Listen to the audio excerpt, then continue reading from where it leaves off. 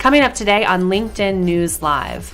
As the world slowly reopens, consumer expectations will change, and companies will need to adapt. We hear from the CEO of Service Cloud at Salesforce on how she is innovating at the software company and her journey getting there. Plus, restaurants are opening back up, but now they can't find workers to hire. We have all that coming up.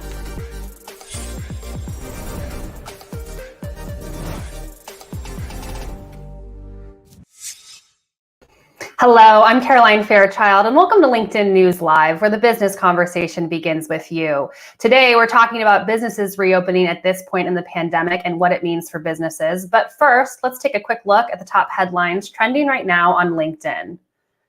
NBC won't air the Golden Globes in 2022.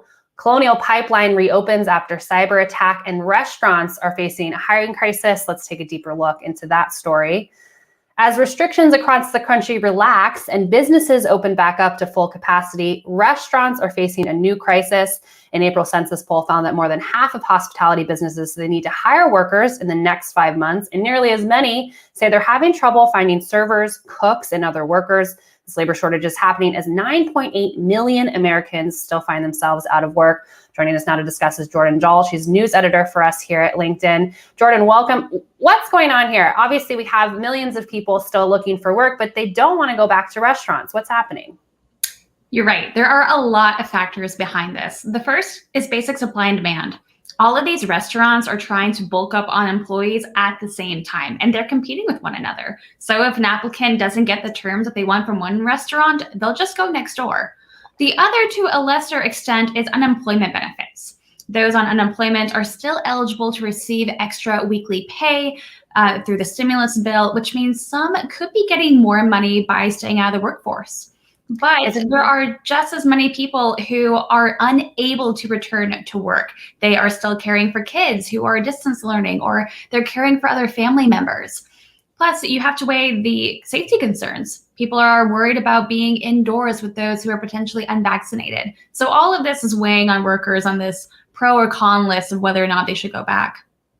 It's interesting that you mentioned the competition between restaurants. I actually drove by a McDonald's recently, and they were offering like on-the-spot bonuses for anyone who just would sign up immediately via text for an interview. So it seems like things are pretty fierce in that market. But Jordan, what does a shortage tell us about where these workers are? If they're not going for jobs in restaurants, where are these hourly workers finding other opportunities? There was so much uncertainty over the past year with whether businesses would reopen or which restaurants would survive that many people used the past year to reskill, and they have changed industries. But there are just as many who are still looking for these jobs, but they are looking for better pay, and they're looking for more wages and more benefits. The past year has shown how much the public will rally behind frontline workers, and they have a newfound negotiating power that they want to use. You know, they don't typically have health insurance, they don't get some of these other standard benefits, and they typically have pretty lower working conditions where unpredictable pay, unpredictable hours. If you're waiting tables, you're often at the mercy of tippers. And all of this has come together in a way in which they say, look, this is not sustainable and this isn't working for us. So if you want us to come back, you have to make it better. Well, that newfound negotiating power is turning into lots of workers just walking out of the job. We're seeing just signs across social media. I want to bring up some posts that we're seeing on and off LinkedIn from workers who are just saying, you know, I don't want to work here anymore, and they're walking out. This sign is from one Chipotle branch, and it says, "We are overworked, understaffed, underpaid, and underappreciated. Almost the entire management and crew have walked out until further notice.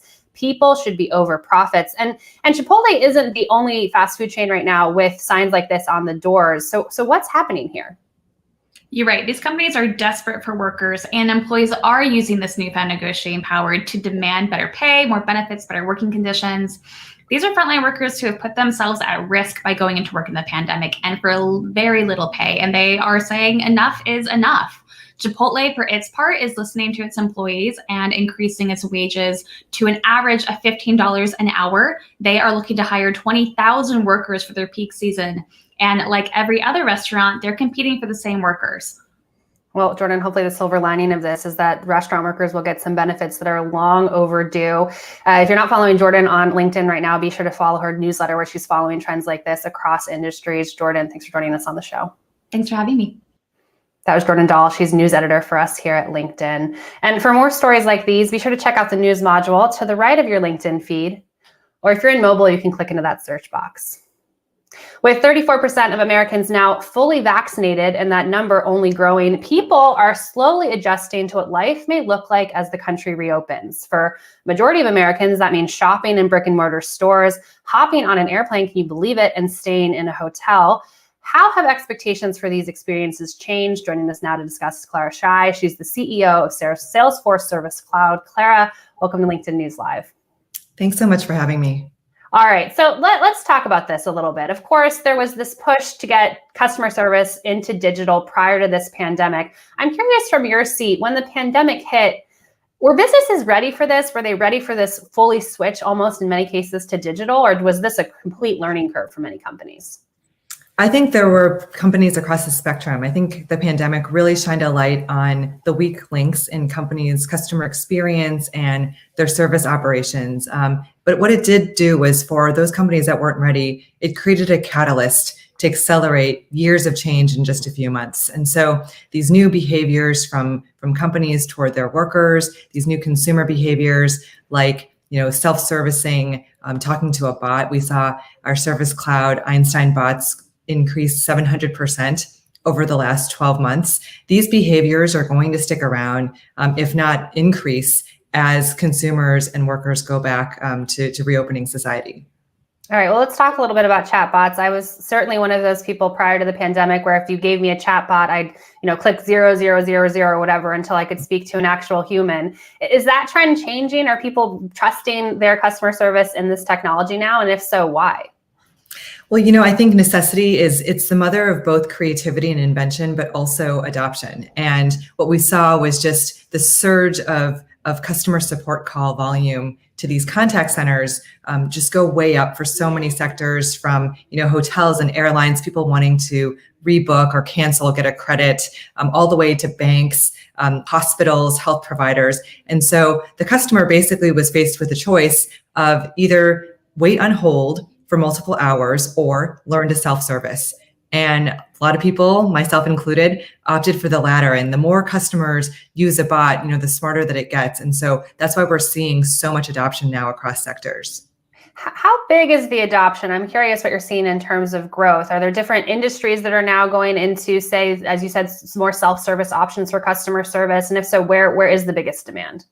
It's so interesting, Caroline. It's really across the board. It's across industries. And it's also, it started with large enterprise companies that could afford to have data science teams and big engineering groups that could support this. But what we've done with Service Cloud, something I'm really proud of, is we've democratized bots and automation, so that even now the smallest of businesses, sole proprietors, with just a few clicks, no code, no data science team required, they can get up and running with a bot and start to deflect those calls and give consumers the fast answers and resolutions that they want. Well, if you're just joining us in the stream right now, I'm here with Clara Shai. She is with Salesforce, and we're talking about how we can improve the customer experience, what consumer expectations are at this point in the pandemic as the country begins to reopen. So if you're a business owner and had questions on anything related to that, or just have any questions for Clara, she's had an incredible career, let us know in the stream and we'll have a conversation about that on today's show. Clara, I'm interested, it's not a secret between anyone that there was a lot wrong with the shopping experience prior to the pandemic. So when you say that this pandemic really spurred a digital revolution of sorts, what comes to mind in terms of the biggest changes that you're seeing? Well, it's so interesting because most people, when they think about digital commerce, they think about, buying things online. And certainly that has increased during the pandemic and will continue. We're all hooked now on delivery and e-commerce. But the really interesting thing for us, for our team, was just seeing how important digital first experiences are, even for in-person shopping. And just think about, the need for distancing, the need for making sure that, customers, feel safe and that everyone has signed a waiver and before they set foot into the store, before they set foot in a hospital. And so that digital element has become crucial even for in-person shopping experiences and other types of experiences. And I don't think that's going to go away as we reopen. So that's been a big part of it. I think the other part of it has been, just thinking about all of the services that have to come together, often behind the scenes, to create the experiences that we all enjoy. in shopping malls, in amusement parks, at concerts, right? There's food catering, there's janitorial service. There are people who had to have cleaned the bathrooms and sanitized them beforehand. Now there's people who might take your temperature, or there's hand sanitizing stations that need to be refilled. There's a lot of pieces that have to come together. And you think about these office buildings or concert venues that have sat empty for well over a year. And now we're seeing a surge in our field service business as those types of companies go back to servicing and enabling the reopening. And you mentioned the surge, and of course that's off the backs of Americans getting ready to re-enter society, get back into some of these experiences. I want to bring up some data that comes from Salesforce that shows how these shopping trends have changed. Clara, I was actually pretty surprised by how big some of these numbers are. 93% of consumers say they want to continue to use contactless payment, but we're seeing 64% of consumers still plan to use curbside pickup. So this digital adoption seems to be here to stay in terms of a lot of things that consumers are doing. So what does that mean for how companies are thinking about serving customers? It's really interesting because, of course, as we talked about earlier, initially these were safety-driven behaviors that, a lot of people like myself, I had never done curbside pickup before. I really didn't order that much delivery. Now I do. But now it's shifted. The need state has shifted beyond just safety to one of convenience and predictability. And I just think about how, before you'd walk into a store, you wouldn't know how long it would take you to get all of your groceries and check out, versus curbside pickup. You know exactly what you're going to do, and then you can focus back on your life. And so I think these behaviors are certainly here to stay, and we're seeing this really around the world. And this just gets back to, what consumers are expecting, whether they're going to interact with a human or a device or a chatbot or whatever it may be. When you think about organizing a customer service org right now, I think a lot of people go back to the days they think of a call center, they think of people sitting in offices. What does that actually look like right now when we have this hybrid model? I think hybrid might be the word of 2021 now, where you are dealing with machines, but also humans. And how are we changing and up-leveling the work that humans are doing with the resurgence of just all this technology that's helping them? This is the billion-dollar question, I think, for every organization right now. Was in the early days, it was simply about how do I take my existing operations and flip them to the degree possible to enable my employees and my service agents to work from home. Now leaders are thinking bigger, and they're saying, look, it's not just about going back to how things were before, but let's actually reimagine how work gets done and who does it, right? For the routine, for the basic, let's use self-service portals. Let's stand up a bot with just a few clicks. In a few minutes, we can have that up and running. And then for our workers, right, the name of the game that we're hearing from service reps and so many is they want flexibility. And especially right now, with a lot of kids still at home, schools partially reopened or still closed, right? They want that flexibility. And so most contact center leaders that I've talked to and we surveyed, they don't envision going back to the rows and rows of in-person agents like you with the headsets that we might have imagined in the past. Many actually want to go and have a persistent hybrid scenario or even completely distributed remote workforce, knowing that that's how they're going to retain service agents and also tap into a wider pool of talent, like people who need to stay at home permanently, maybe if they're helping care for an elderly loved one. Well, we talk about the resurgence of digital and how it's going to impact how customers are served with this hybrid model of maybe say bots, but also humans. But Clara, what I'm hearing from business leaders right now at this point in the pandemic is that people are ready to get back out there, whether it's shopping in a store or it's getting on a plane. I'm going to bring up some data that we also shared with us from Salesforce that shows just how much people are excited about these options. This is all based on what people are saying they want to do just by the end of this year. So we have a lot of people saying that they want to go on hotels or vacations again. And Clara, I'm interested from your perspective what you're hearing, because I hear some trepidation almost in a sense. Business has been slow for a lot of people in retail and hospitality right now. And now they're saying a lot of people are coming back, and how are they going to meet with that demand? So as customers do want these in-person experiences, what does that mean from a service standpoint? What are consumers expecting? So interesting. So you look at each of these scenarios, right? Going to a hotel, flying on a plane, shopping in a store. I would submit that the vast majority of customers, before they do these things, or as the first step in doing these things, they're starting on digital. They're making a booking. They are checking the restaurant's website to look at the opening hours to see if they're returning to pre-pandemic hours. And then on the restaurant side, right, so that they can know how many people to hire and how many people to staff, they want bookings and they want people to make reservations in advance. And so you've got this supply and demand kind of matching opportunity fueled by digital and AI. And then this is what we're seeing a lot and what we call the appointment economy that's happening and is here to stay. Well, Claire, I'm going to go ahead and say hello to some members who are joining us in the stream right now. We have David from Colorado, Giovanna from Peru, Teresa from Maryland, and we actually have a question here for you from Samantha. She asks, the e-commerce industry is obviously here to stay. What have you heard from your clients about long-term strategy on where they put their resources? It's so interesting. And again, it varies by sector. And I think what we're seeing now is this true realization of this term omni-channel that we've heard about for years. But in retrospect, pre-pandemic, I mean, the vast majority of retail companies really didn't have omni-channel. They had multiple siloed channels at best.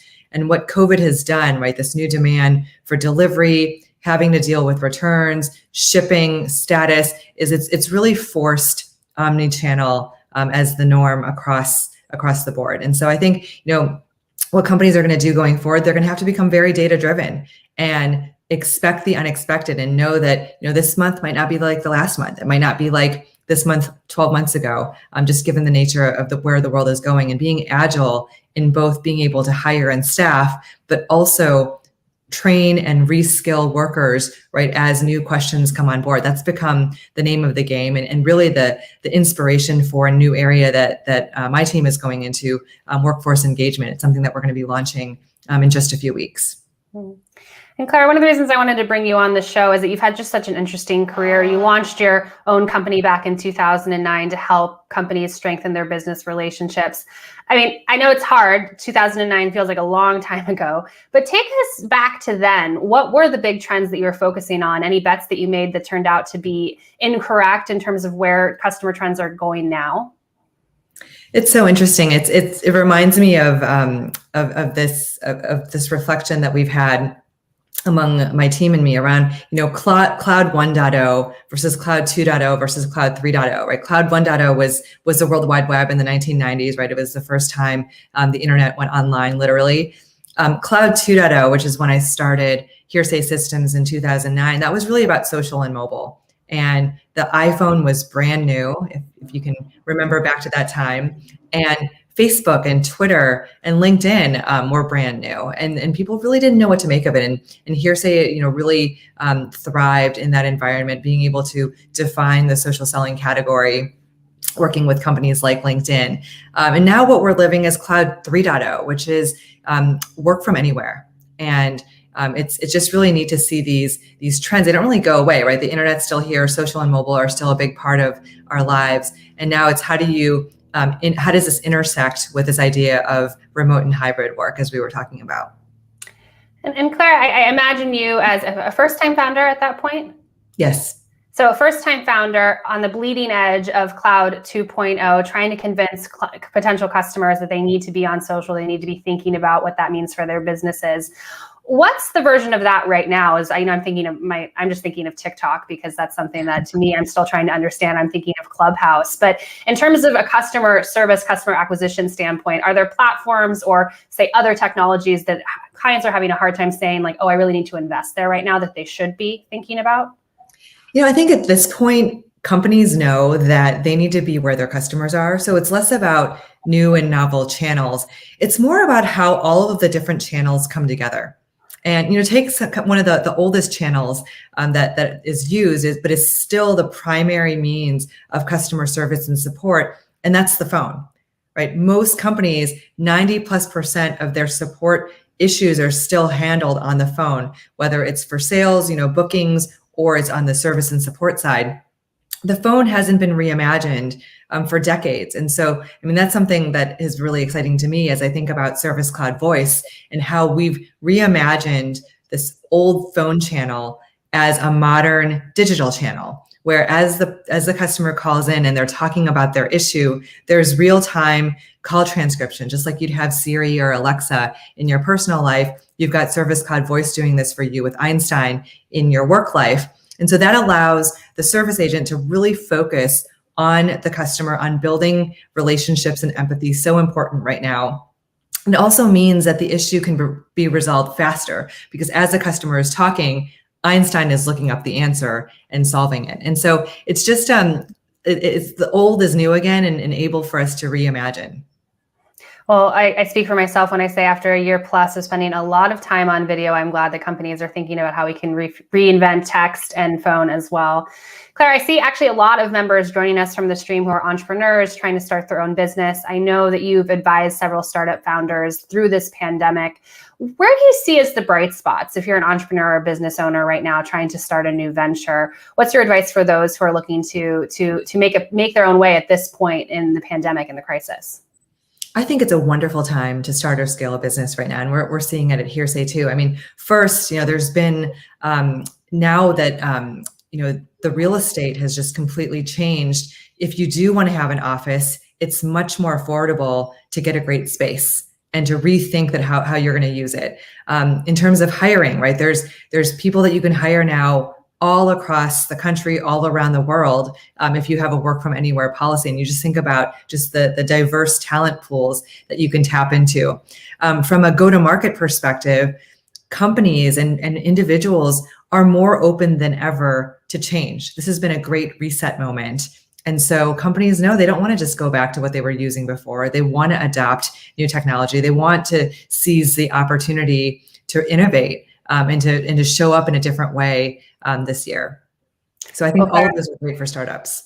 I appreciate your optimism. I think it's very much needed at this point in the pandemic as people think about reopening and reentering society. And it's so interesting to hear how companies are adapting to expectations as they've been shifting. And I really appreciate you joining us here on LinkedIn News Live. Thanks for having me. That was Clara Shai. She's from Salesforce, talking to us about how consumer expectations have changed during this pandemic. I'm sure yours have changed, and I'm seeing so many members in the stream appreciating her advice. So I thank her for joining us on the show. All right, tomorrow on LinkedIn News Live, we're having a conversation with Ruchika Tulshian about equity in the workplace and the wave of Asian hate crimes in the US. Join us as we bring your conversations for Asian American and Pacific Islander Heritage Month. I'm Caroline Fairchild. Thank you so much for watching.